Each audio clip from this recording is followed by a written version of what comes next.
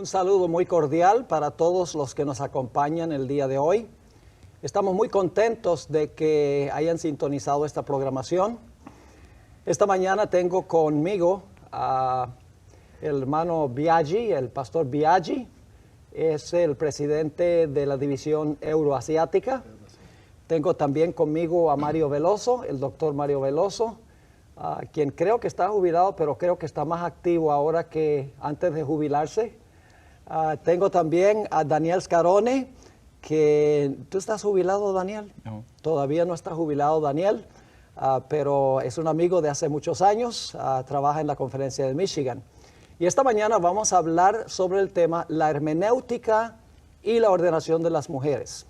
La palabra hermenéutica sencillamente significa principios de interpretación, cómo interpretamos la Biblia.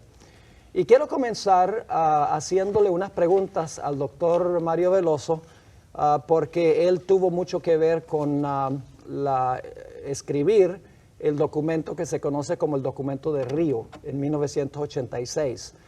¿Podría, doctor, darnos un poquito de historia en cuanto a ese documento?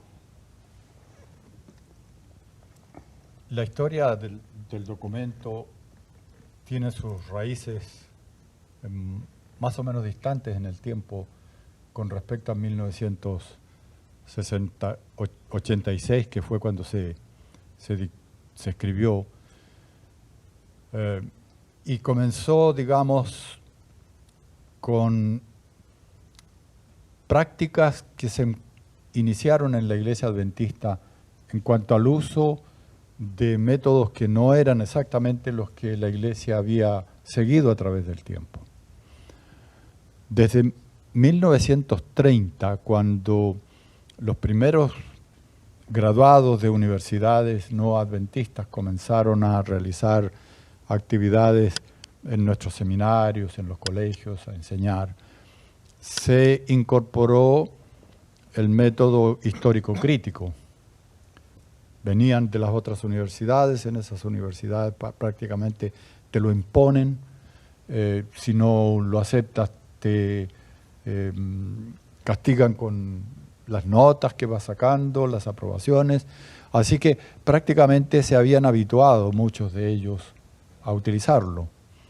Especialmente porque cuando fueron a estudiar ya iban sin una comprensión clara de la cuestión, aunque la Iglesia Adventista había venido practicando su método gramático histórico desde los tiempos de Miller. Pero no estaba escrito. Había algunas cosas escritas por Elena de White en relación con lo que Miller había adoptado como principios de estudio, y lo habíamos incorporado y lo practicábamos, pero no lo habíamos enunciado. Entonces no estaban preparados para enfrentar esa situación y se incorporó en ellos algunos consciente y otros subconscientemente. Tuvieron el campo prácticamente a su disposición durante todos esos años hasta la década del 60, en que nadie controló a nadie y nadie decía lo que estaba haciendo. Por lo tanto, ellos llegaron a la conclusión de que el método de la Iglesia Adventista era ese. Por eso que después de 1986, al año siguiente, la primera reacción, digamos, de los eruditos adventistas al voto de Río fue un documento que se titulaba Blame It to Rio. Es decir, échale la culpa a Río. Y en ese artículo decía que la Iglesia Adventista se había desviado y se había tornado fundamentalista. Y la acusaron de fundamentalismo por causa del documento de Río. Y ese documento todo lo que hacía era escribir lo que ya habíamos venido oficialmente aceptando y lo que Elena de White decía, y si ustedes leen el documento de Río, está lleno de referencias a la Escritura y a Elena de White. Así que no era que en ese instante la Iglesia tomó un camino, sino que siguió su camino.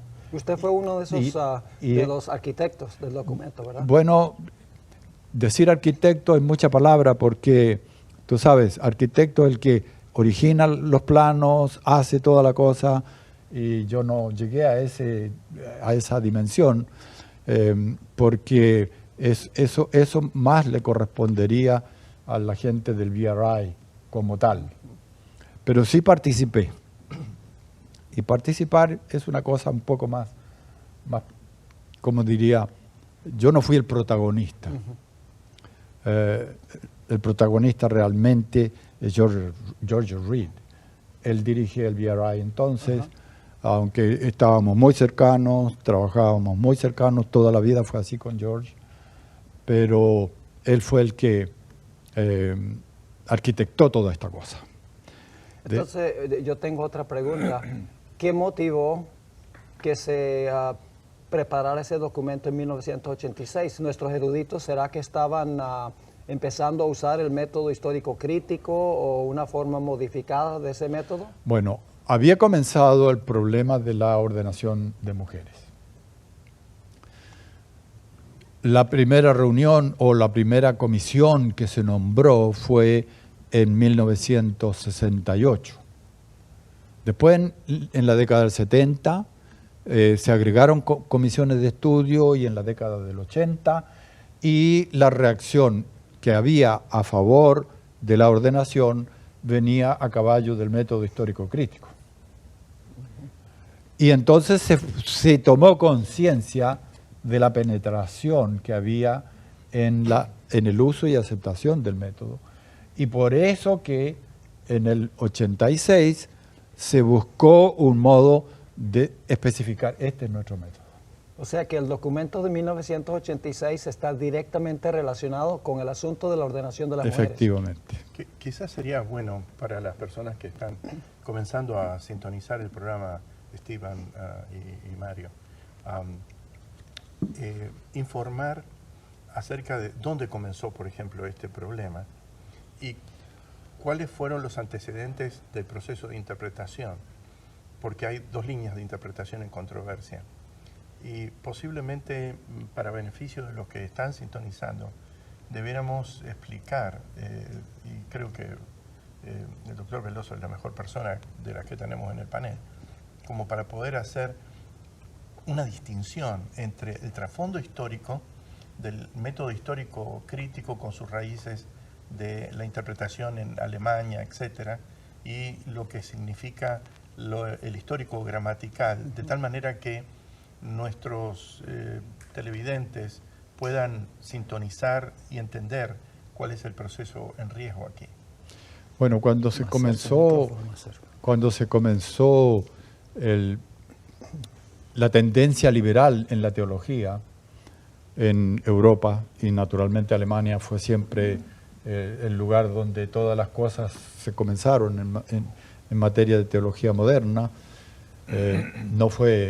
no tiene esa honra Estados Unidos, sino venía de Europa, donde el protestantismo ya había pasado de su primera parte bíblica, ha llegado a la Biblia y entraron los elementos críticos. Cuando hablamos de crítico, este término significa predominio de la razón como máxima autoridad para determinar cualquier cosa, no solo el texto bíblico, sino cualquier cosa del conocimiento.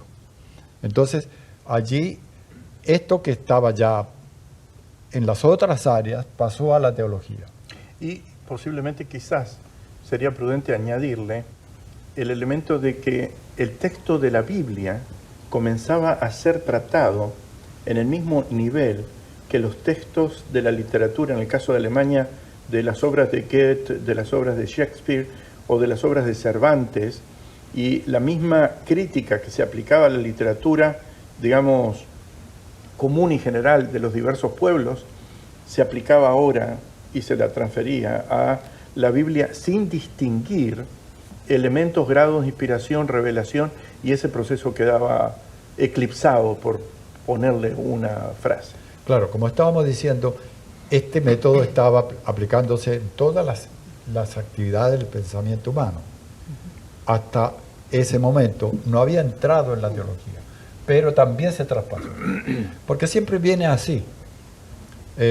Algunos avanzados entran a incorporar elementos culturales en la teología y después poco a poco se van sumando otros.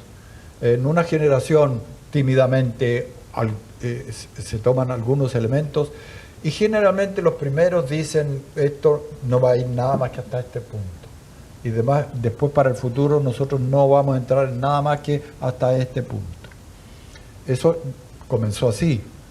Todos marcando una frontera, no vamos a pasar más allá de tal punto. A eso se refería el documento cuando dijo que ni siquiera se debe usar en forma modificada. Exactamente, por eso se incorporó el elemento de no el método histórico crítico, ni cualquier modificación, porque en ese instante se hablaba no del nombre, que estaba simplemente como una especie de tabú, no se podía hablar del nombre. Entonces, el criterio de que si hay una modificación es lo mismo, porque es lo mismo. No, cuando nosotros vamos a tomar solamente el pie de un ser humano, estamos tomando todo el ser humano, aunque digamos, no, yo solamente toco el pie, o solamente toco la mano, no estoy tocando al ser humano entero, pero una parte se lleva el todo, y con el método histórico crítico es lo mismo que con el rock hoy. Es invasor. Tú tomas un poco del rock y se te viene todo encima. Tomas un poco del método histórico crítico y se te viene encima todo. Entonces no hay aquí esa posibilidad de modificaciones. Entonces, así empezó en Europa y se desarrolló con toda la teología liberal que vino. Quizás sería bueno en este punto, Steve y los demás, Pastor Biaggi, hablar un poquito en esa misma línea de cómo el método histórico crítico trata el texto. Por ejemplo, lo que es Isaías, el Deutero-Isaías, lo que es el Deuteronomio, lo que es el Prieter Codex, lo que es el Yavista, lo que es el sacerdotal, etcétera. Porque dentro de nuestra iglesia la realidad es que esos aspectos nosotros no los conocemos, no los hemos visto, pero aquellos que están familiarizados con las corrientes histórico-críticas, sí, y definitivamente tenemos que alertar a nuestros hermanos que a través de esa visión es que comienza a descomponerse al texto en su análisis. Bueno, es bueno completar el cuadro. Estábamos diciendo que la razón se torna la autoridad de todo lo que analiza. Pero hay otro elemento que va a conjugarse con lo que Daniel está planteando. El hecho de que desconoce la intervención sobrenatural de Dios en la vida humana. Absolutamente, ese es el problema. En todos los aspectos de la vida humana. Lo milagroso queda fuera. Lo directamente actuado por Dios en la historia queda fuera. Es decir, para la razón humana eso no tiene forma de explicarse. Y si no lo puede explicar, tampoco puede comandarlo. Y si no lo puede comandar, entonces lo deja fuera. Porque este criterio de control de la razón es absolutista. Si decimos que la razón va a controlar, lo controla todo y sin cuestionamiento, es absolutamente absolutista. Entonces, de ese modo, entramos en todo este análisis de la literatura secular a la literatura sagrada que estaba aludiendo Daniel. Y aquí quizás es bueno añadir el punto de que al ingresar ese tipo de análisis, ya la inspiración muere. Obvio, que toda palabra es inspirada sobrenatural por Dios. Cuando Pablo le dice a Timoteo, ya definitivamente no tiene efecto, no tiene sentido, porque queda el texto en la inspiración humana. Es una visión humanista. se sustituye todo lo que es teológico para reemplazarlo por toda una visión que nace y se desarrolla en un planteamiento humano. Claro, y desde ese punto de vista entonces se empieza a buscar qué fue el origen de este texto, dónde se originó, porque si no se origina en Dios, no dicen, no, debido a que esto no se originó en Dios, vamos a buscar el origen. No dicen esa primera parte. Simplemente van a decir, este texto tiene un autor que fue Yahvé. O este otro texto fue Elohim, porque es el nombre que se repite mucho en esos textos. Entonces, hay un texto yavista, hay un texto elohista, y sigue la clasificación de las fuentes de los textos. Esas fuentes no están referidas en ninguna parte en la Biblia, ni fuera de la Biblia. Son creadas por la razón humana. El supuesto en este caso es que ha habido una redacción ulterior por redactores que utilizaron terminologías como la palabra del nombre de Dios, el chavista, el elohista, con otra preferencia de ese redactor.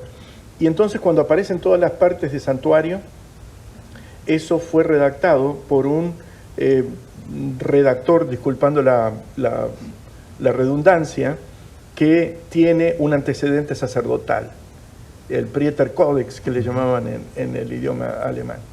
Pero finalmente el texto, como inspiración, muere, y el hecho de la presencia del texto es lo único que queda como para poder ser analizado.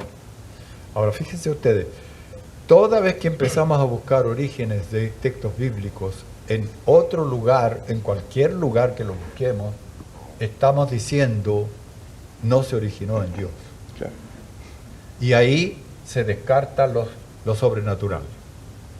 Descartado lo sobrenatural, la razón humana es la que domina el panorama. Fueron muy precavidos y cautelosos los teólogos en ir omitiendo los nombres que los identificaban con las tendencias. Inclusive cuando empezaron a entrar en la iglesia adventista, ellos tampoco se referían al método histórico crítico, ni hablaban de crítica de las formas, ni crítica de las fuentes. Estos nombres no los utilizaban. Y cuando alguno de nosotros denunciaba que, pero escuchen, de esta forma estamos entrando en la crítica de las fuentes, se daban por ofendidos. Era en el acto una reacción de ofensa, que tú no eras cristiano, que tú no identificabas al adventista con otro que no es adventista, y nosotros no tenemos nada que ver con eso, absolutamente nada. Era una negación de la fuente real de donde venían esas posiciones. Y por eso que entonces se hizo imperiosamente necesario tener un documento escrito. La preparación del documento escrito no fue fácil por causa de todas las influencias que había en el ambiente académico. Y ya el ambiente académico había en otras ocasiones alterado documentos, no digo clandestinamente, sino participando en el proceso, y este documento también era un objetivo de modificación. Pero no fue posible. ¿Y cómo reaccionaron los miembros del comité ejecutivo? ¿Fue el voto unánime o hubo...? El concilio anual de Río de Janeiro tuvo la ventaja de, por estar fuera de los Estados Unidos, no contó con la presencia abundante de los eruditos de Norteamérica. Sí estaban los administradores, pero en aquel tiempo los administradores de la iglesia todavía consideraban que ellos tenían el poder de controlar a los eruditos. Y muy a menudo lo ejecutaban ese poder. Andando el tiempo yo percibí que los eruditos fueron adquiriendo más poder y más poder. Y de repente nosotros estamos en una situación en la cual los eruditos creen tener todo el poder. y que los administradores tienen que aceptar la sabiduría de los profesionales de la teología. Cuando en esta iglesia el profesional de la teología nunca fue en el pasado una persona de influencia. La iglesia adventista la formaron la gente de publicaciones, la gente de la administración, todos los niveles de la administración de la iglesia, y los evangelistas. Esos eran las tres fuentes de expresión del poder de la iglesia. Publicaciones, tomando en cuenta las casas publicadoras, los directores de publicaciones, los colportores, todo ese equipo entero, escritores y demás. Esos tenían una gran influencia en la iglesia adventista. Y los administradores, obvio. Al principio tenían una fuerza los administradores porque los administradores eran los que nombraban a los profesores y los profesores se cuidaban un poco de los administradores porque tenían el poder de removerlos. Pero andando el tiempo se tornó una especie de cultura interna en la iglesia. Como ahí en el mundo secular hablamos de políticamente correcto, entró un criterio parecido dentro de la iglesia y era políticamente correcto no hablar mal de los eruditos. Criticarlos mucho menos. Y andando el tiempo, el administrador fue perdiendo la capacidad psicológica, no el conocimiento, porque ellos tienen el conocimiento. Porque los que leen su Biblia saben. No necesitan ser doctores en teología para entender la Biblia. Porque si no, nadie se salva. En realidad, y sin hablar mal de los doctores en teología, que yo estaría en ese caso desprestigiándome a mí mismo, nosotros tenemos más dificultades para entender el texto bíblico que el hombre común del pueblo. Precisamente por todo el aparato crítico en el cual hemos estado metidos e influidos. Algunos se dejaron influir y otros resistimos. Pero, de todas maneras, el pueblo nuestro, el pueblo adventista, ese pueblo sencillo, que lee su Biblia cada día, que estudia la lección de la escuela sabática cada día, que va acumulando a través de los años el conocimiento genuino de la Escritura, ellos leen la Biblia y tienen resuelto el problema. Sea urbano o de cultura indígena en el fondo de un campo. Yo he encontrado una sabiduría adventista muy transparente en el conocimiento de la Escritura.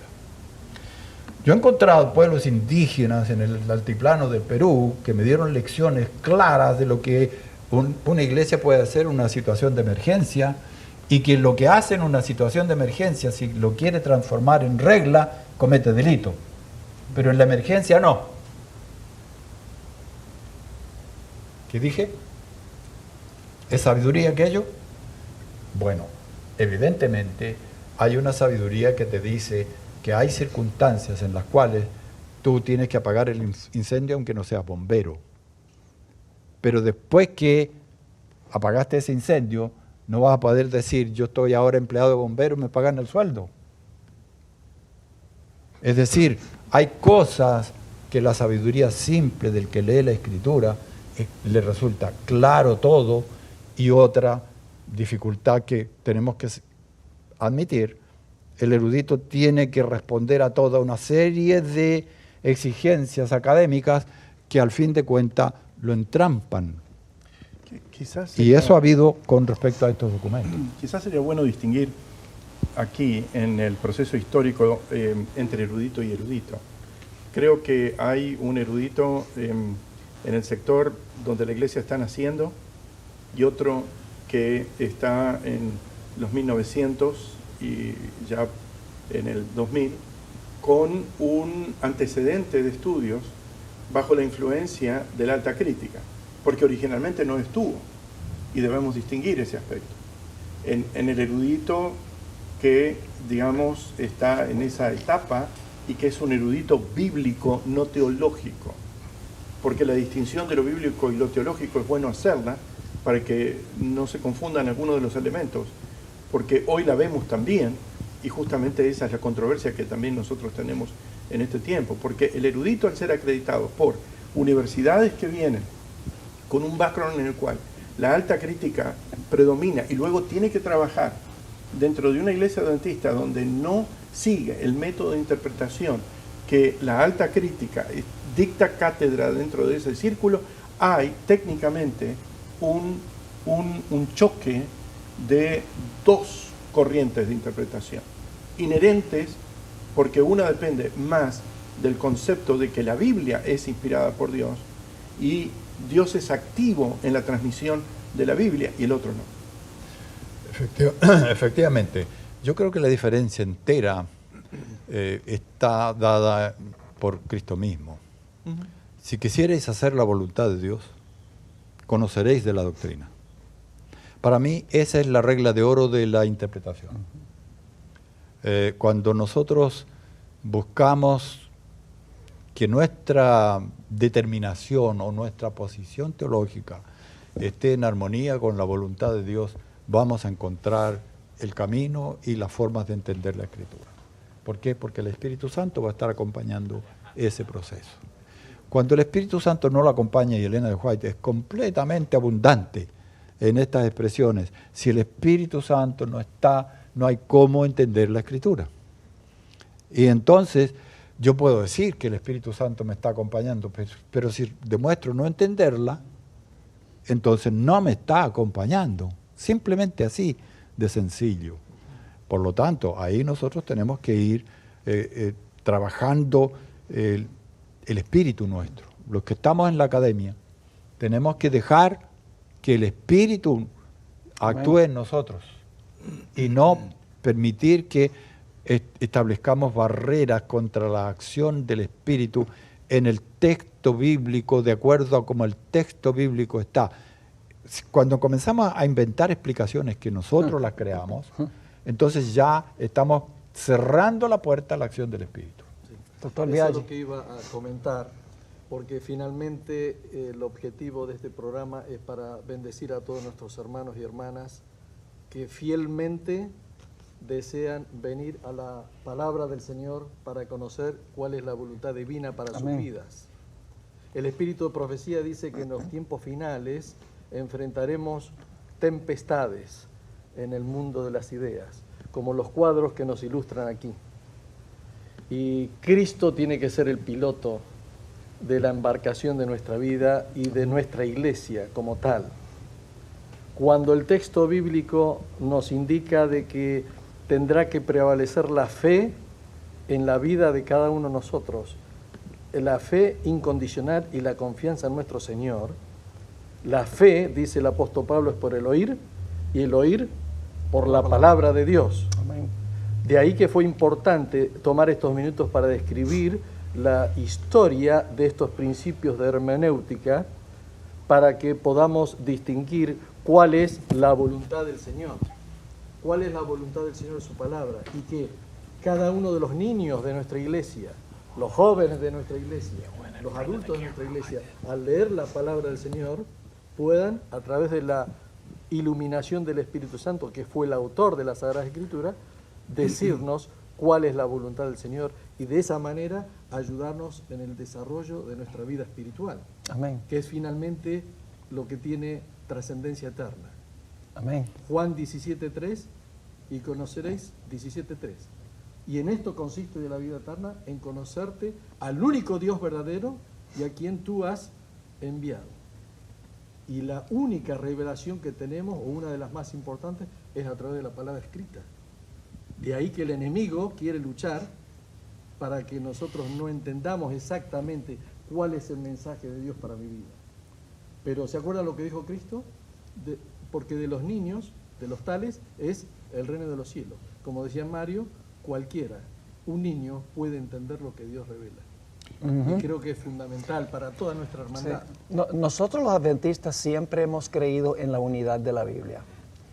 Creemos que el Espíritu Santo, como Él fue el que supervisó la composición de la Biblia, que nosotros podemos conectar diferentes textos uno con otro para delucidar el significado de la Biblia. Es decir, nosotros no disecamos la Biblia. El método histórico crítico tiene la tendencia de decir, bueno, este texto hay que entender solamente ese texto solo. No podemos conectarlo con otros textos bíblicos porque hay que tomar estrictamente el marco en que fue escrito. Quería preguntar al doctor Veloso, ¿cómo funciona el método histórico gramatical? Hemos hablado mucho sobre el método histórico crítico, pero ¿cómo una persona que quiere estudiar la Biblia, cómo usa ese método histórico gramatical?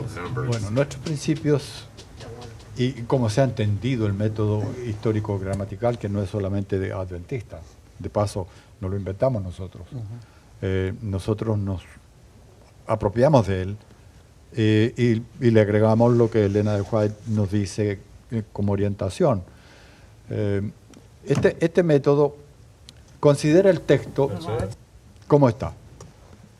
Lo que el texto en una lectura directa te comunica, ese es el contenido del texto. Esto ha sido muy criticado por el grupo que aplica la razón, porque entonces dicen que es un estudio superficial.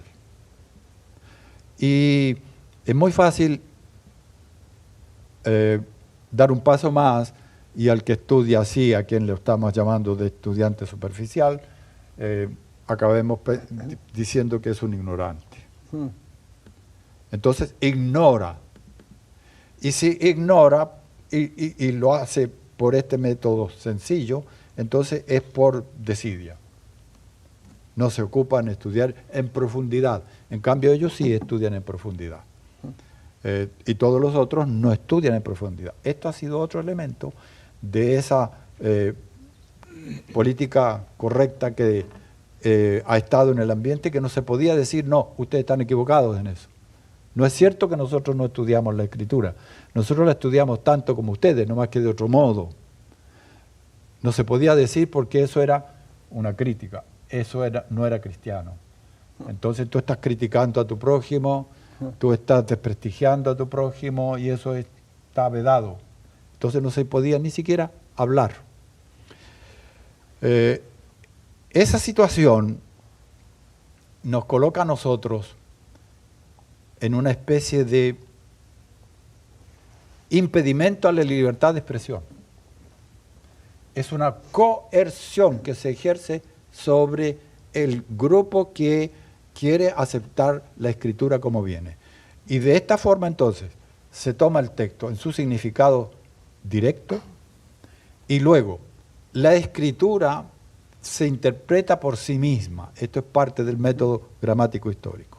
La Escritura es una unidad y se interpreta por sí misma.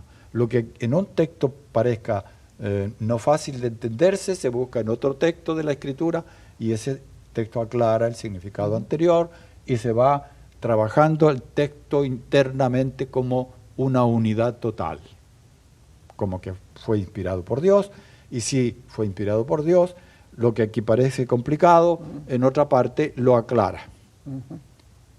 Es un método tan serio, digo yo, más serio que el método histórico crítico. Porque en el método histórico crítico yo no necesito hacer el estudio de la Escritura para encontrar una explicación a este texto, yo me lo invento.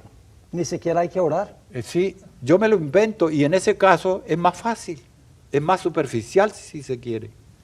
¿Por qué? Porque yo tengo que crear, y crean sistemas, colocan descripciones de textos que no están en la Biblia para nada, estructuras completas de pensamiento que no hay una referencia en la Escritura. Eso hace el método histórico y crítico. En cambio, el método gramático histórico analiza todos los textos. Dos cosas importantes aquí. Al analizar un texto, tomamos en cuenta dos elementos: las palabras escritas, con su estructura y el idioma, digamos, todo, y el contenido. Nosotros como adventistas hemos tenido muy claro que el contenido es la inspiración de Dios.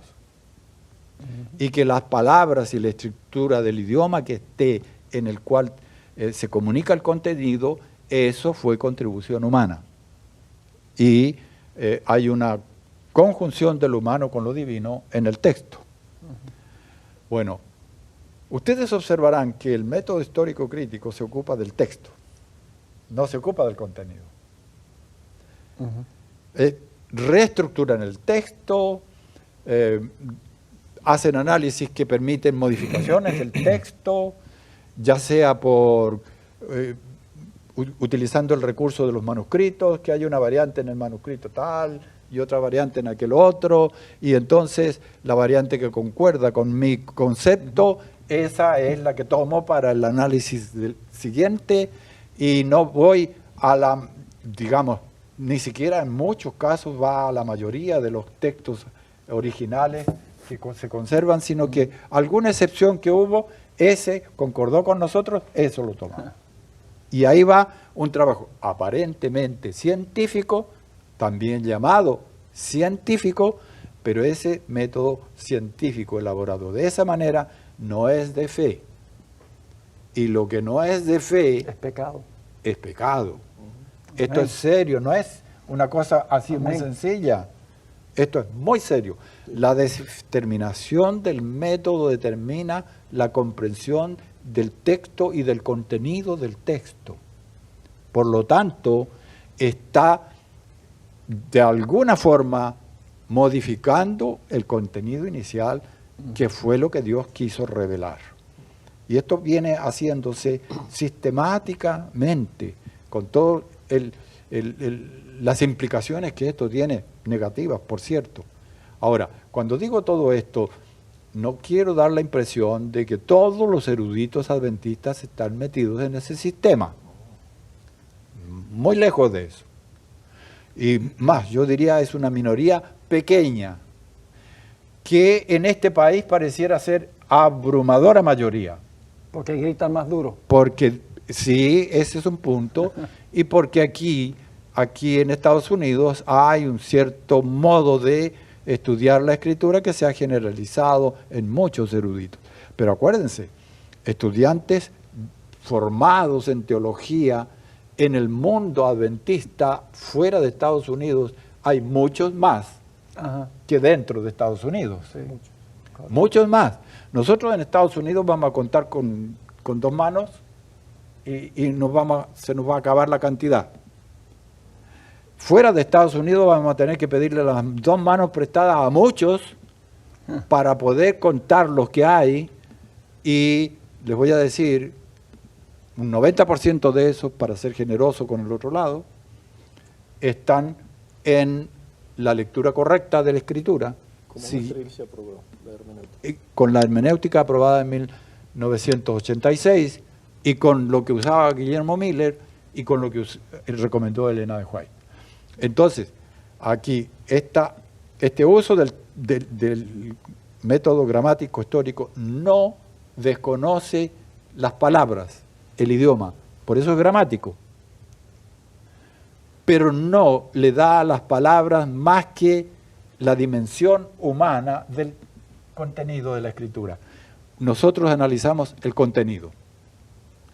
¿Por qué tomamos en cuenta las palabras? Porque cuando nos ayudan a entender el contenido, si hay cualquier confusión de contenido, pero resulta que normalmente no hay confusión de contenido. El contenido del texto con las palabras que están en el texto está claro. Todo el recurso crítico en el uso en el análisis del idioma es solamente para transformar lo milagroso del contenido de esas palabras en humano, como puro análisis de texto escrito y no como una comprensión del pensamiento revelado por Dios. Creo que también están los otros elementos que es bueno tenerlos en cuenta, y es la distinción de los estilos literarios cuando son figurados, por ejemplo, en los casos de poemas, poesías, etcétera, que nosotros encontramos en la literatura cercana a la sapiencial en el Antiguo Testamento, y que nos ayudan a entender el texto desde otra perspectiva. De hecho, la diferencia de estilos literarios también tiene que ser tomada en cuenta, y en la sección gramático-histórica nosotros admitimos todo eso y lo estudiamos.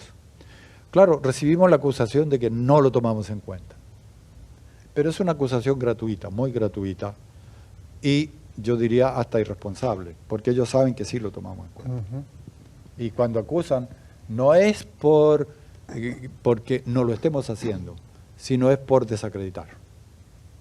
Entonces, el que está en esa línea es ingenuo, es ignorante, es indolente, es poco inteligente, entonces no hay...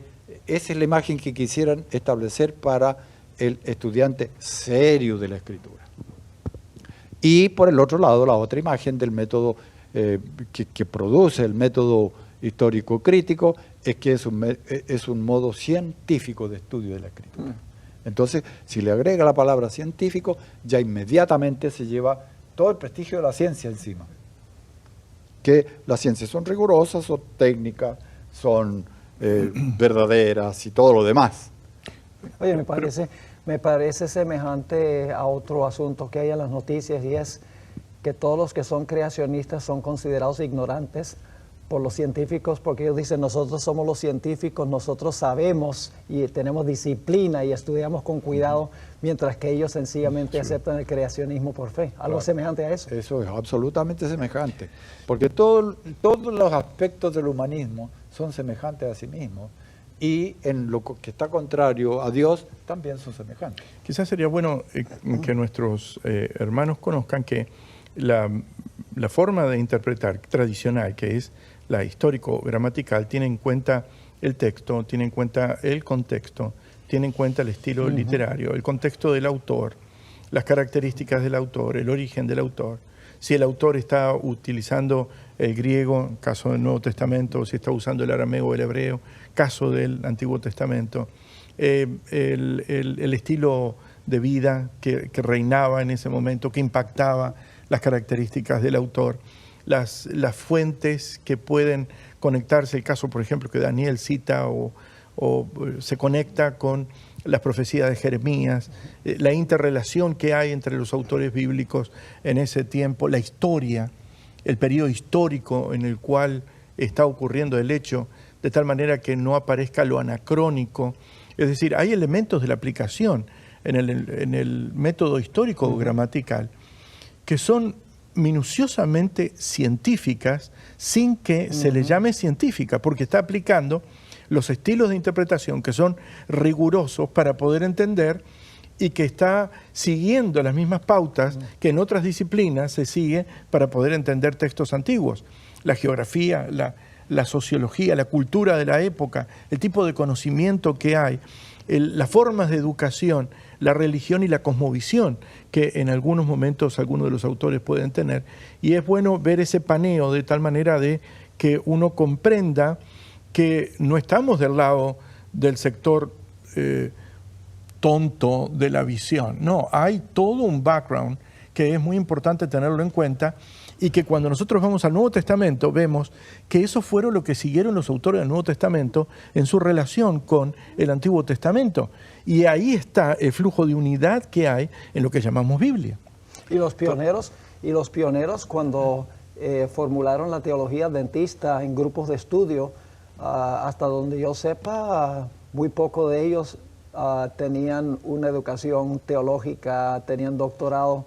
Se sentaban alrededor de una mesa, le imploraban al Señor, y luego estudiaban usando el método histórico gramatical, y como resultado descubrieron las doctrinas distintivas que tenemos como iglesia. Claro, ahora hay un hecho. Ellos eran sin formación teológica. Como también decimos, los discípulos eran ignorantes galileos. Pero ignorantes eran antes de encontrarse con Cristo.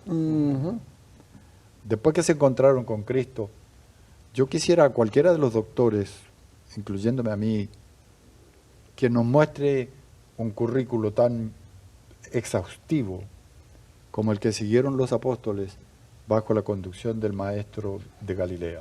Fuente de sabiduría. Amén. Todo el conocimiento que estuvo disponible para ellos, toda la sabiduría que había, porque una cosa es el conocimiento y otra es la sabiduría.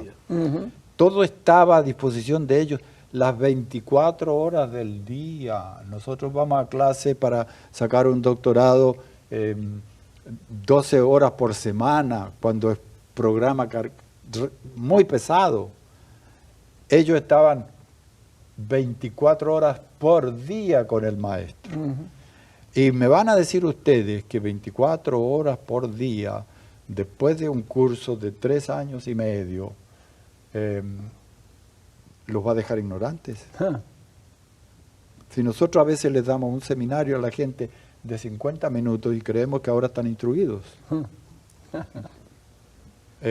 Hay aquí unas cosas muy grandes y muy valiosas en el proceso de estudio, estudio gramático histórico, porque también nosotros entramos en todos los aspectos. La diferencia está en que nosotros utilizamos la razón, pero no le damos a la razón el derecho de decisión. El derecho de decisión lo dejamos con Dios. Él decide. Y decide a través del texto y a través del espíritu. No a través de nuestra habilidad imaginativa. La imaginación nuestra no sirve para producir ningún elemento de decisión. Y especialmente si la decisión que vamos a tomar es contraria al texto bíblico. Exacto, y creo que hay ahí otro elemento, doctor Veloso, que es bueno recordar, y es que las presuposiciones que seguimos, porque las presuposiciones están dentro de la cultura, seguimos las presuposiciones que están inherentes a la Biblia. Y cuando esas presuposiciones son las que gobiernan la forma en la cual nosotros estamos leyendo, el Señor, el mismo que estuvo inspirando al autor, es el que comienza a conectar lector y lectura. Ahora yo quisiera llamar la atención a otra acusación que viene del lado del método histórico crítico. Dicen que nosotros consideramos que el texto no tiene errores gramaticales, ni de lenguaje. Jamás hemos dicho eso los adventistas. Desde el tiempo de Miller. ¿Ni la hermana White? No, la hermana White no admite eso. Ella explica muy bien que el idioma es contribución humana y que el pensamiento es la contribución divina en la revelación. Eso lo sabe cualquier adventista en el mundo. No es un misterio de los eruditos. Eso yo lo sabía cuando aprendí el adventismo cuando era niño. Ya me enseñaron esto porque está en la cultura adventista, está en la mente de los adventistas en todas partes. Entonces, habiendo esta diferencia, nosotros tenemos que entender en forma clara que la Iglesia Adventista no puede aceptar la falta de errores verbales. La inerrancia verbal no es con nosotros. Está en otros círculos. Pero ¿qué pasa con los que quieren imponer el otro criterio?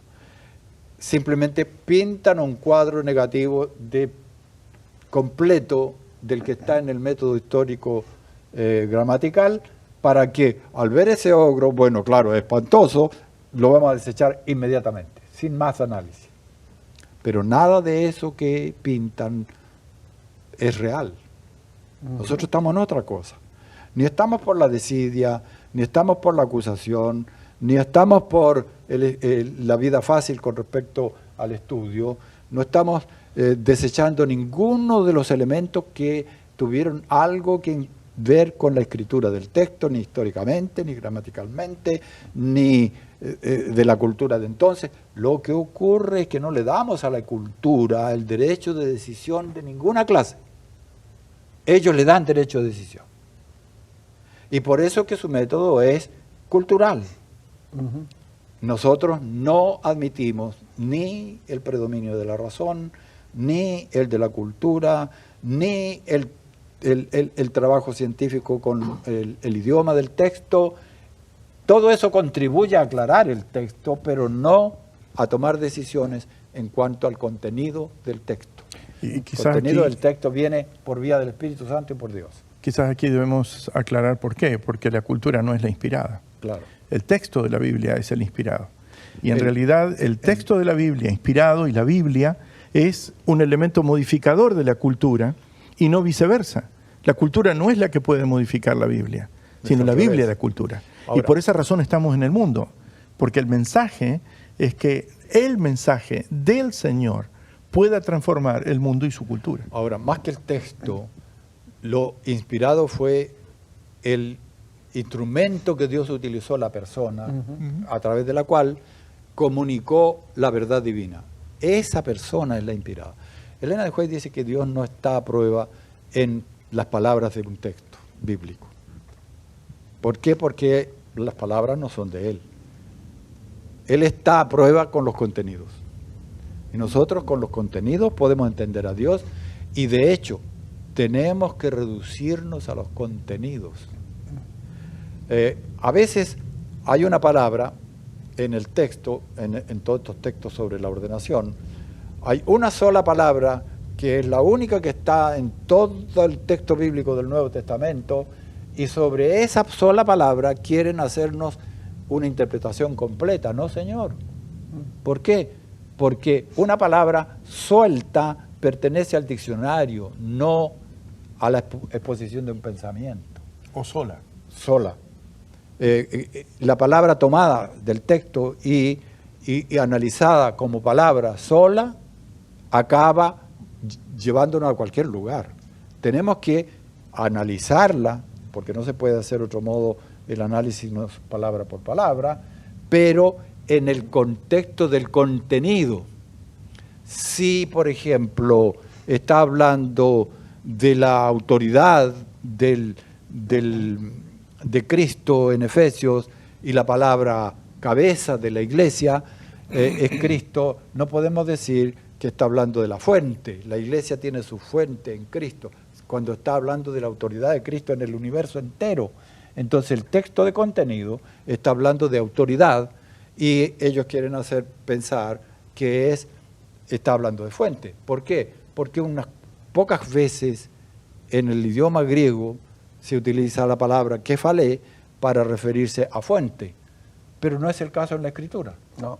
Entonces, como en la Escritura no está el caso, el contexto de contenido es el que nos debe determinar el significado de la palabra, y no al revés. O sea, es peligroso entonces imponer significados fuera de la Biblia a palabras bíblicas.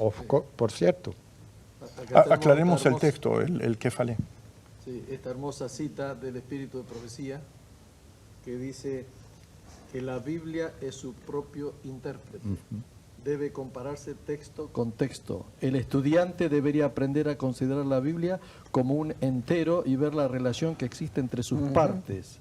Debería adquirir el conocimiento de su gran tema central, del propósito original de Dios para comprender la naturaleza de los dos principios que luchan por la supremacía y aprender a rastrear su obra a través de las crónicas de la historia y la profecía hasta la gran consumación. Debería entender cómo se relaciona este conflicto con los dos aspectos de la experiencia humana, cómo en cada acto de su vida revela uno y otro de esos dos motivos antagónicos y cómo consciente o inconscientemente ahora mismo está decidiendo en qué lado de la contienda se va a encontrar. Eso está en la Educación, página 190. Me hizo recordar de la experiencia del Señor Jesús cuando le dijo a sus discípulos, yo no sé si un poco desanimado, porque Cristo vino del cielo para cumplir una misión redentora y dar su vida para redimirnos. Y en este esfuerzo de transmitir el mensaje para que los discípulos y los pueblos conozcan el plan de la salvación, y viendo que muchos se apartaban, Cristo, ¿qué le dijo a los discípulos? ¿Queréis iros vosotros también? Y el apóstol Pedro responde, ¿a quién iremos? Tú tienes palabra de vida. Que el Señor nos ayude para que podamos comprender la vida y el contenido del mensaje de Dios para la vida del ser humano. La hermana White tiene un comentario. Ella estaba muy al tanto de la alta crítica. Hay varios lugares en los escritos de la hermana White donde ella habla de la alta crítica. Quiero leer esta cita, es corta, la Educación 2.27. Dice, hasta el estudio de la Biblia, según se lo enfoca con demasiada frecuencia en las escuelas, priva al mundo del tesoro inapreciable de la palabra de Dios. La obra de la alta crítica, que es lo mismo que el método histórico crítico, al disecar, conjeturar y reconstruir, está destruyendo, porque aquí viene, es un asunto de salvación, porque dice, está destruyendo la fe en la Biblia como revelación divina y está privando a la palabra de Dios del poder de regir, elevar e inspirar las vidas humanas. Es un asunto no académico, es un asunto de salvación.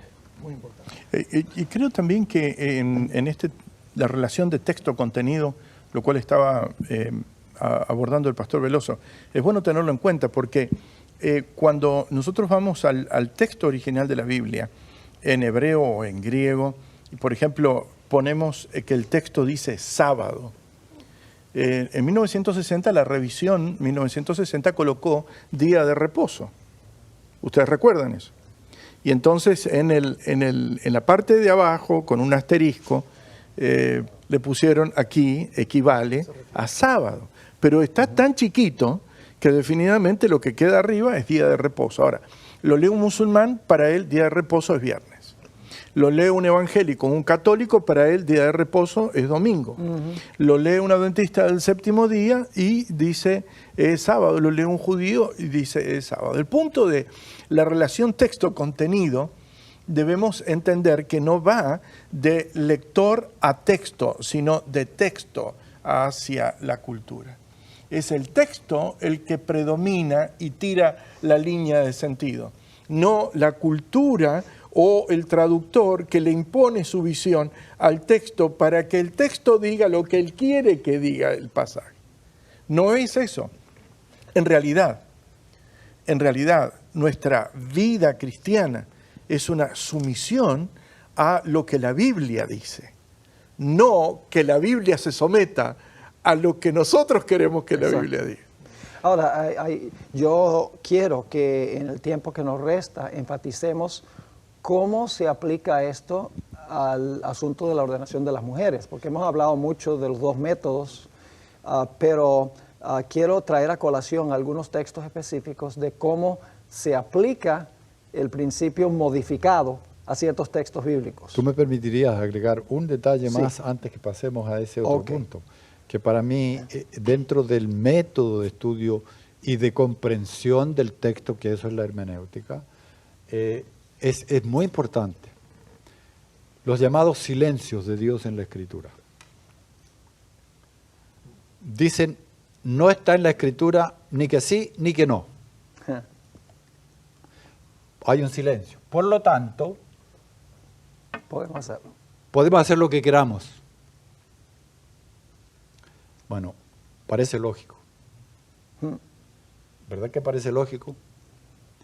Pero en realidad tenemos que ir con mucho cuidado con un razonamiento de esa clase. Porque si estamos trabajando con revelación, la revelación está en la palabra dicha por Dios. Amén. No en la palabra que Dios no dice. A mí me resulta sorprendente que gente de cualquier nivel cultural que salga de la ausencia total de cultura técnica en una determinada área, nos diga que el silencio tiene algo. Ni filosóficamente se admite eso. El silencio es solo eso, silencio. Y en el silencio no hay nada. No es científico. No es científico, absolutamente. Porque si yo digo que el silencio tiene algo, ya ni racional es. ¿Se dan cuenta ustedes? Porque mi razón inmediatamente me dice, pero, escucha, ¿qué estás diciendo? ¿Cómo? ¿Desde cuándo el silencio tiene algo? Fuera de silencio no tiene más nada. Y nosotros le agregamos cosas al silencio de Dios. Si el mío no tiene nada, ¿con qué derecho yo puedo atribuirle a Dios cosas que Él no dijo? Y estamos diciendo, y eso va a estar vinculado directamente con lo que tú vas a introducir luego, es, Dios no dijo nada sobre la ordenación de mujeres. Eso mismo ya debiera ser una advertencia. Cuidado, dice el de White, cuando Dios guarda silencio, nosotros tenemos que hacer lo mismo, y si tenemos discrepancias, terminar la discusión inmediatamente. Ahora, nosotros queremos aprovechar el silencio de Dios para meter toda la ordenación de mujeres ahí. No dijo nada en contra, entonces nosotros podemos decir todo lo que queramos. Pero hay otro detalle, también agregan, no dijo nada acerca de la ordenación de los hombres. Pero solo lo dicen para justificar lo que van a introducir. Porque sobre la ordenación de los hombres no solo hay silencio, no solo hay contenido de palabras, también hay contenido de práctica, también hay un proceso histórico que se ha seguido a través de siglos, y si ustedes quieren, milenios, inalterables. Cuando Dios dijo que Aarón y sus hijos debían ejercer el sacerdocio, no dijo todo el pueblo. Cuando vino Coré, Datán y Abiram y dijeron, ¿no es todo el pueblo santo? ¿Por qué solamente Aarón y sus hijos, varones? Pero resulta que Dios no les admitió esa argumentación. Y ellos pagaron con su vida el atrevimiento y la rebelión que cometieron en ese instante. Ahí hay una expresión clara, confirmada, en la forma más dramática, que la palabra de Dios, cuando está emitida, está dicha y es terminante. Bueno, fuera el único caso, tal vez habría espacio para alguna discusión, pero no es el único caso. A través de todo el Antiguo Testamento siempre es así. En el Nuevo Testamento vuelve a ser lo mismo. Eligió a los 12, todos varones. Eligieron a los diáconos, todos varones. Eligieron a los ancianos en las iglesias, todos varones. No hay solo una anciana mencionada en toda la Escritura. Y están los nombres de las gentes. Además, las estructuras del idioma favorecen la ordenación masculina, porque las estructuras donde están referidos son todos masculinos. Los artículos, los adjetivos, los sustantivos.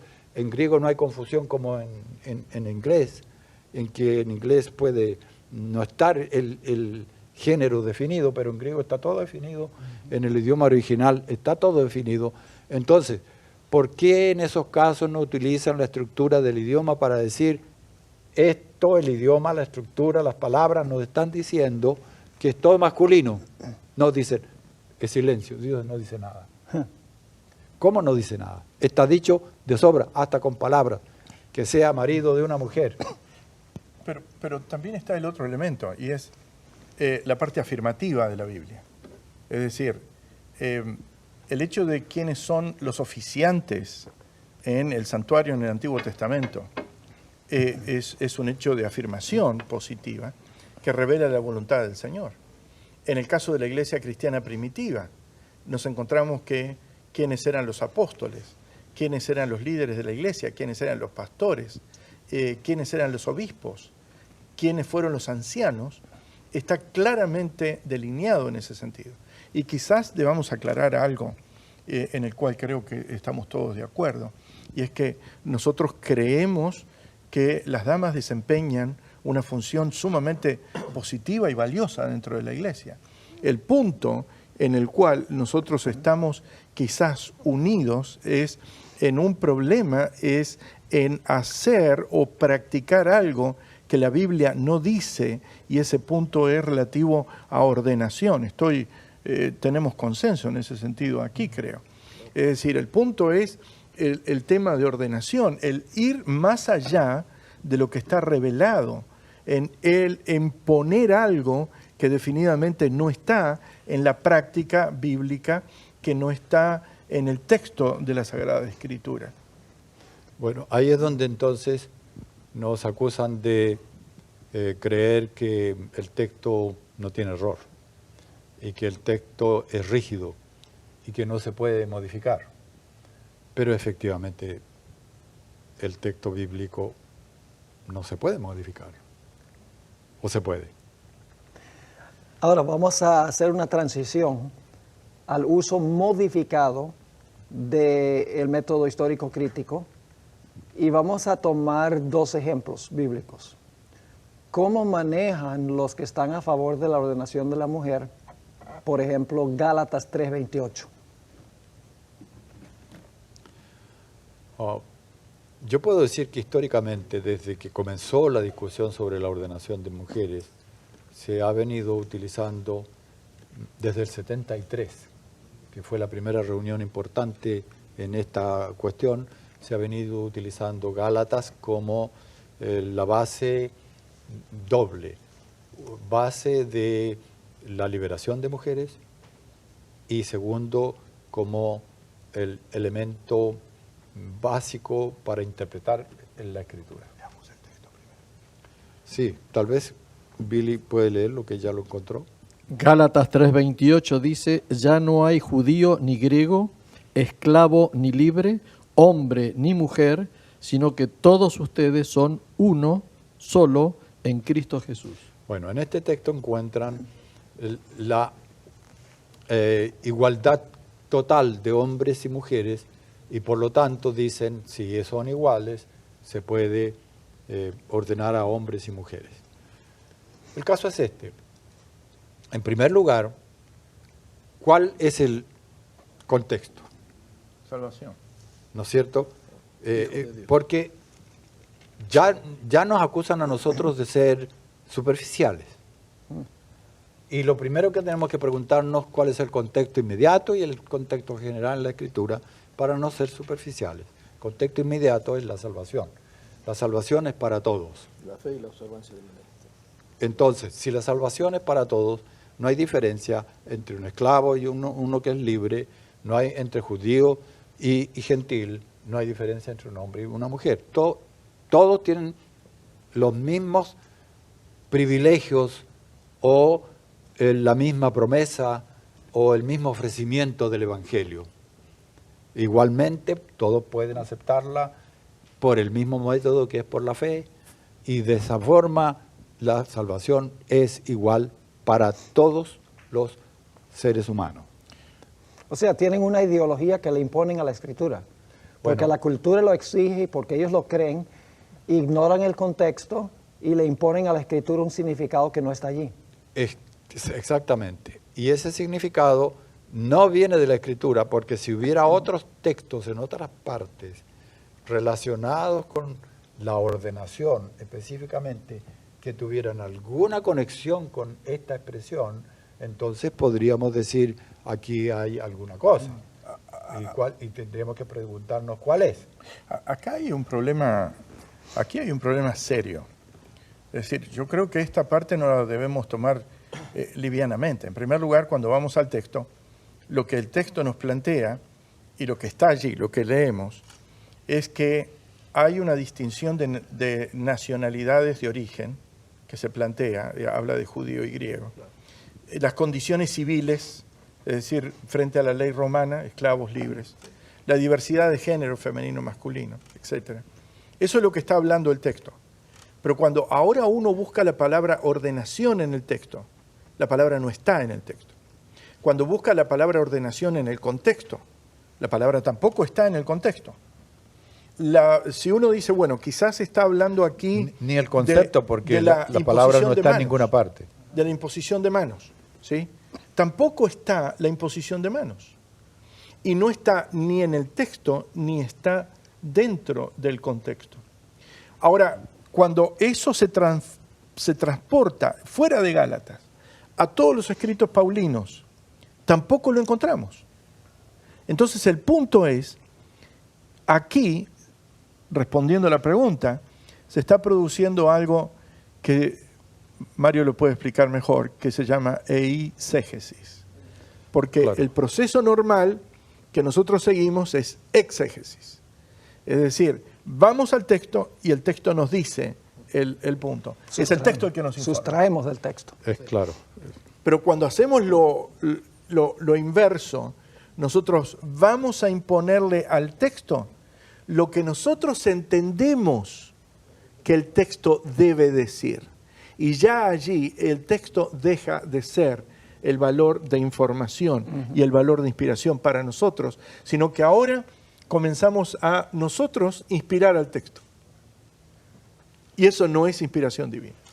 Y ese texto lo usan también los que están a favor del matrimonio homosexual. Dicen que si no hay varón ni hembra, pues un hombre se puede casar con un hombre y una mujer con una mujer, que tiene implicaciones hermenéuticas para la iglesia adventista también. En realidad, utilizar este texto como un elemento hermenéutico para interpretar todos los escritos de Pablo, y además, no solo los de Pablo, porque también todo el Nuevo Testamento lo quieren interpretar sobre la base del contenido que le atribuyen a este texto, entonces nosotros estamos superando completamente la revelación divina y transformando lo que está en nuestra mente en el verdadero contenido que va a tener la Escritura. Y eso obedece a sistemas de interpretación de textos literarios que están en boga en nuestros días, ahí afuera, para textos no bíblicos, que también los teólogos han traspasado para interpretación del texto bíblico. ¿Por qué? Porque ya están habituados a equiparar el texto bíblico con cualquier producción literaria humana. Esto también es una producción literaria humana, aquello también. Entonces los principios de análisis de textos literarios creados por el ser humano se aplican a los principios, a los textos creados por la inspiración de Dios, cosa que no es compatible con todo el contenido de la Escritura. Yo creo que el otro elemento importante aquí, pastor, es que los acuerdos de Río, porque en esto es importante recordarlos, nos permiten llegar a este pasaje y leerlo armoniosamente con el sentido original que tiene, y no permitir ese tipo de, no quiero ofender, pero esto técnicamente es una manipulación del texto, porque es ponerle al texto un valor que el pasaje no tiene, es imponerle un sentido al texto que el texto no tiene.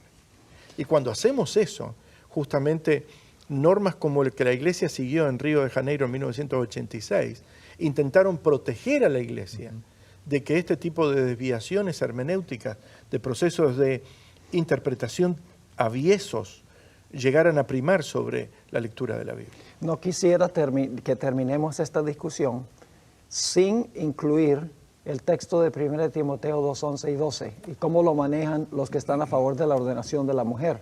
Tal vez, doctor Biaggi, si usted pudiera leer eso, 1 Timoteo 2, 11 y 12, va a ser una ayuda para la próxima discusión. 1 Timoteo 2, 11 y 12. La mujer debe aprender con serenidad, con toda sumisión. No permito que la mujer enseñe al hombre y ejerce autoridad sobre él. Debe mantenerse ecuánime. En el versículo 13 dice, porque primero fue tomado Adán y después Eva. ¿Ok? Ahora, lo que quiero tratar es que el razonamiento de Pablo es que el hombre debe tener la autoridad y da razones que se basan en Génesis. ¿Cómo explican a los que favorecen la ordenación de la mujer esto, imponiéndole un contexto supuestamente del Éfeso de aquella época, doctor Veloso? Bueno, ocurre que es cierto que había en Éfeso una situación complicada y Pablo igual hace referencia a los maestros, falsos maestros en su texto a Timoteo. Timoteo era el pastor de la iglesia de Éfeso. Y como pastor, él tenía que atender este problema, como todos los problemas que surgen en la iglesia que un pastor atiende. Entonces, allí se había producido la venida de predicadores, pseudo predicadores, maestros falsos, que enseñaban doctrinas falsas. En ese actuar de enseñanza falsa, es cierto que hubo mujeres que aceptaron esa forma de pensar y que estaban creando un cierto tumulto dentro de la iglesia. No solo mujeres, sino también hombres. Había en el ambiente del Imperio Romano un elemento cultural que normalmente lo que están explicando del otro lado del contenido esta situación no toman en cuenta. Era el surgimiento de la llamada nueva mujer romana, un movimiento feminista muy parecido al nuestro de hoy, que estaba reclamando derechos para la mujer, derechos políticos, derechos económicos, derechos de vivir su vida como ellas quisieran, y entonces estaban modificando sus vestimentas, estaban modificando su actuación en la vida pública, estaban creando toda una convulsión social, diríamos, feminista. Ahora, lo interesante es que Pablo reacciona aquí, y si algo de influencia cultural tiene este texto, es su reacción contra el feminismo. No lo dicen, ocultan ese dato. ¿Por qué? Porque prefieren dibujar la situación de la mujer sometida, prisionera de las costumbres del imperio, obligadas a estar reducidas a su familia, los hombres son dominantes en toda la sociedad, que también es cierto, ¿no es cierto? Pero el cuadro entero es las dos fuerzas porque está surgiendo este movimiento.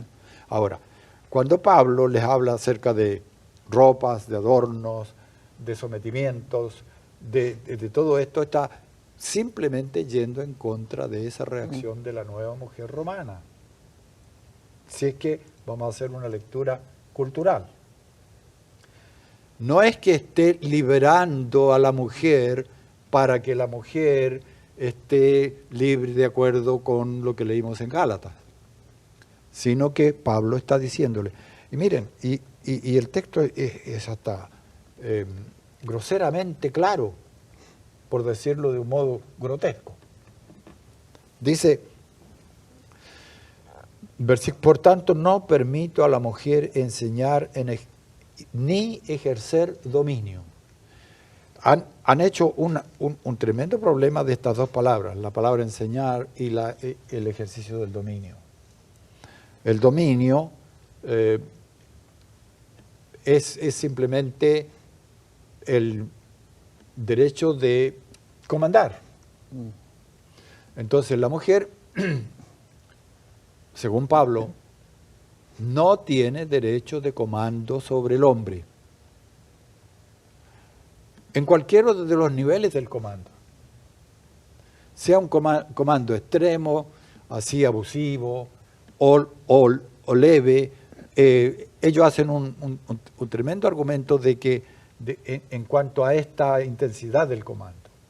Pero en realidad, aquí lo que está hablando es de que no tiene derecho a enseñar en ejercicio de autoridad. Es el contexto. Para demostrar autoridad. Y entonces ellos creen que si el texto dice la palabra dominio en forma abusiva, lo que está condenando es el abuso y no el comando igualitario. ¿Pero dónde dice eso en el texto? En el texto no está, eso es simplemente una reconstrucción del texto basado en uso aparente de un idioma que está en la literatura griega, pero que en la literatura del Nuevo Testamento no aparece, simplemente, porque esta es una palabra única en el Nuevo Testamento. Entonces, sacar comparaciones de los usos de los términos cuando no hay otros términos para comparar es un abuso del texto, simplemente. Sí, lo interesante es que le imponen al texto un significado cultural. Por ejemplo, el argumento que usa Pablo dice, porque Adán fue formado primero y luego Eva.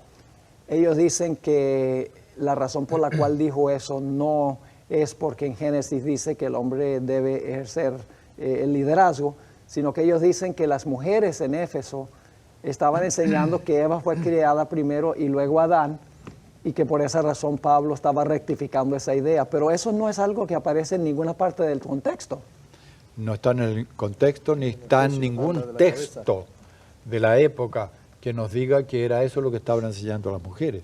No, en realidad esa es una reconstrucción del contenido. Pero al margen de eso, eso no cambia el orden de Génesis. Sí, no lo cambia. Porque tampoco dice Pablo en su argumentación ninguna situación del ambiente cultural de la época cuando está escribiendo. Las razones que él tiene son todas para allá, para el Génesis. Ahora, si es cultural la interpretación, si debe ser cultural, ¿cultural de cuándo? ¿De la cultura que el texto está mencionando o de la cultura del lector, en ese caso la época del Imperio Romano, o del lector del siglo XXI, en el caso la cultura nuestra? ¿Cuál cultura?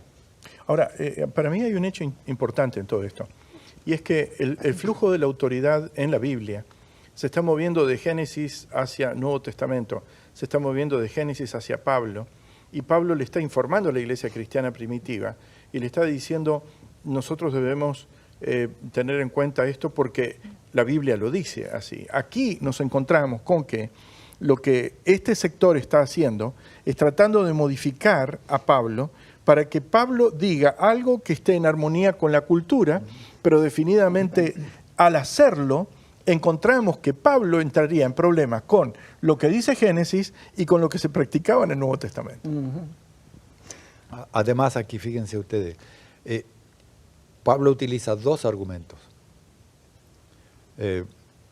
Porque Adán fue formado primero, es decir, la prioridad.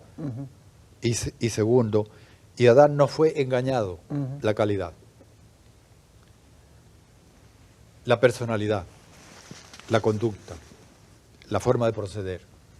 Las dos cosas están vinculadas y son argumentos que proceden del Génesis.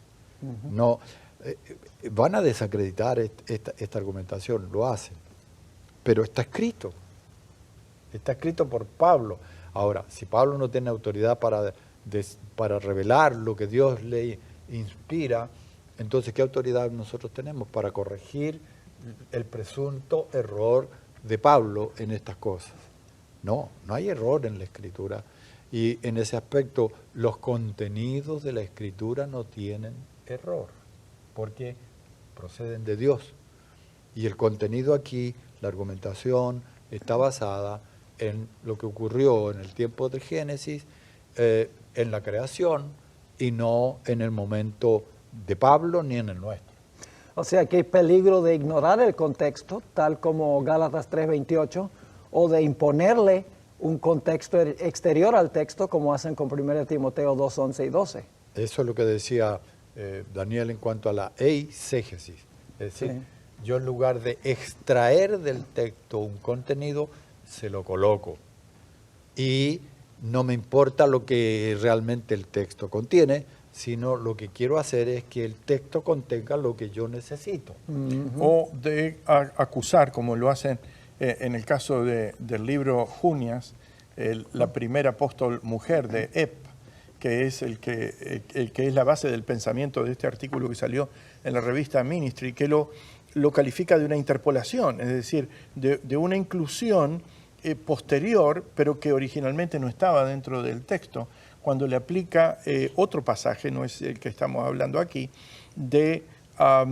y está usando alta crítica en relación con el texto. Es un alto crítico. Es por supuesto. Bueno, prácticamente el tiempo se ha ido. Quiero agradecerle a todos estos distinguidos caballeros por estar dispuestos a estar en esta discusión. Quiero terminar resumiendo con 3 citas del Espíritu de Profecía sobre la metodología correcta de interpretar la Escritura. La primera cita se encuentra en Manuscript Releases, tomo 2, página 96. Nada se gana con tratar de comprobar con argumentos el origen divino de la Biblia. La Biblia es su propio intérprete, contiene sus propias llaves. Las Escrituras mismas contienen las llaves que abren las Escrituras. Sola Escritura.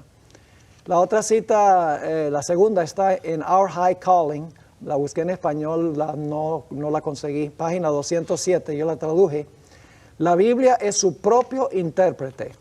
Con hermosa sencillez, una porción se vincula con la verdad que se halla en otra porción, hasta que la Biblia se combina en un entero armonioso.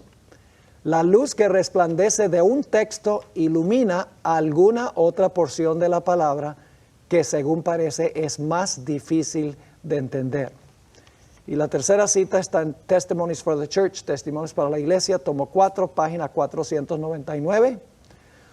Aquí viene la clave, yo creo que esto es clave. Cuando usted escudriñe las Escrituras, lo que hablaba el doctor Veloso, el que quiere conocer la verdad, Dios le mostrará si la doctrina es de Dios o no. Sí. Cuando usted escudriñe las Escrituras con un deseo ardiente de aprender la verdad, Dios imbuirá su corazón con su espíritu e impresionará su mente con la luz de su palabra. La Biblia es su propio intérprete. Un pasaje explica a otro. Al comparar pasajes que tratan el mismo tema, usted discernirá una belleza y armonía que nunca soñó. 3 citas que expresan el método histórico gramatical claramente. ¿Algún comentario final? Tenemos como un minuto.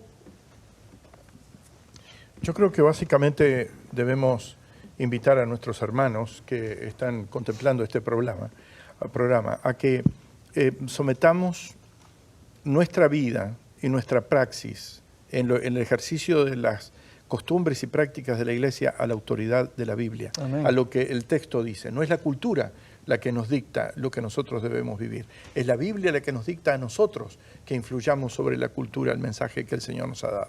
Amén. Yo quisiera decir una cosa un poquito más cercana a cada uno de nosotros. Es cuando votamos por doctrina, no votemos lo que nos parece a nosotros, votemos lo que Dios dice. Amén. Porque Dios es el que define la doctrina. Amén. O sea, no solo de pan vivirá el hombre. Primera de Juan 5:4. Porque todo el que ha nacido de Dios vence al mundo. Esta es la victoria que vence al mundo, nuestra fe. Amén. La palabra es el fundamento de nuestra fe. Amén. Ok. Listo.